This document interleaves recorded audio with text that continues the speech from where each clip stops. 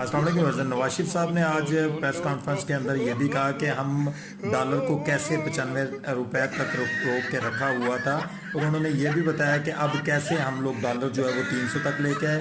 उन्होंने ये बताया कि मैंने अपने पुराने दौर के अंदर आटा जो है वो 20 रुपए किलो रखा था, अब हम कैसे उसको 150 रुपए के ऊपर लेके आए।